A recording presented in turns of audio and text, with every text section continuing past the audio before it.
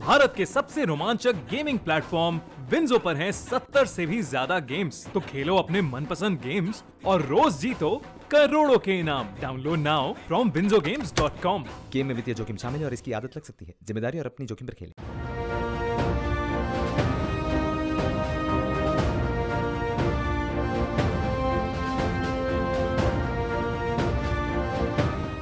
इक्कीसवीं सदी भारत की सदी है। वो इसलिए क्योंकि दुनिया के तमाम बड़े फैसले, तमाम बड़े समिट्स में भारत होता है। भारत अपनी राय देता है और ये कहता है, दुनिया को दिशा में दिखाता है कि हमें क्या करना चाहिए और क्या नहीं करना चाहिए।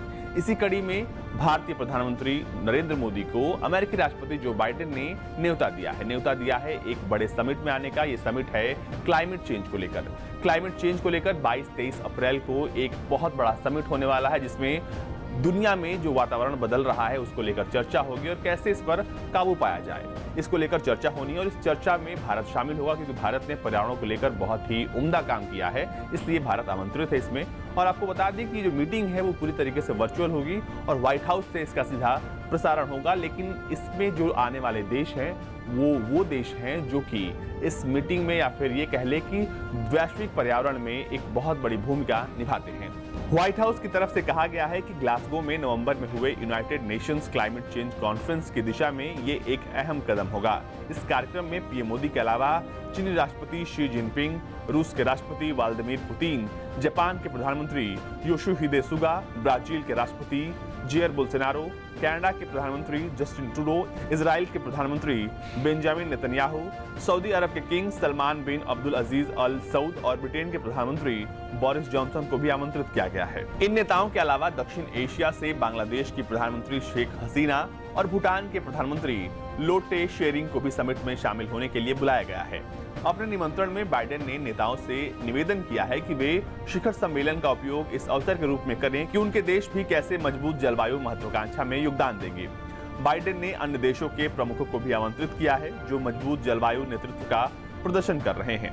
व्हाइट हाउस ने कहा है कि शिखर सम्मेलन में बड़ी संख्या में व्यापारिक और नागरिक समाज के नेता भी भाग लेंगे। 2 दिवसीय शिखर सम्मेलन में जलवायु परिवर्तन के प्रभावों से जीवन और आजीविका की रक्षा करने की क्षमता को मजबूत करने के अवसरों पर चर्चा होगी। इसके अलावा जलवायु परिवर्तन से उत्पन्न वैश्विक सुरक्षा चुनौतियों और इसके प्रभाव पर भी चर्चा की जाएगी।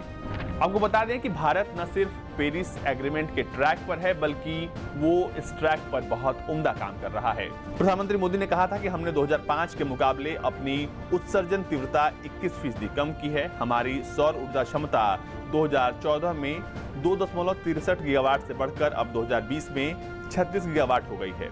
हमें नवीकरणीय ऊर्जा क्षमता विश्व में चौथे नंबर पर हैं। ये 2022 से पहले 175 गीगावाट हो जाएगी और हमारा लक्ष्य 2030 तक इसे 450 गीगावाट करने का है। जैसा कि हम अपनी निगाहें और ऊपर करना चाह रहे हैं, हमें अतीत की ओर से भी दृष्टि को ओझल नहीं करना चाहिए। बाइडेन का प्रधानमंत्री मोदी को बुलाना इसलिए भी अहम हो जाता है क्योंकि भारत पर्यावरण को लेकर काफी काम कर रहा है।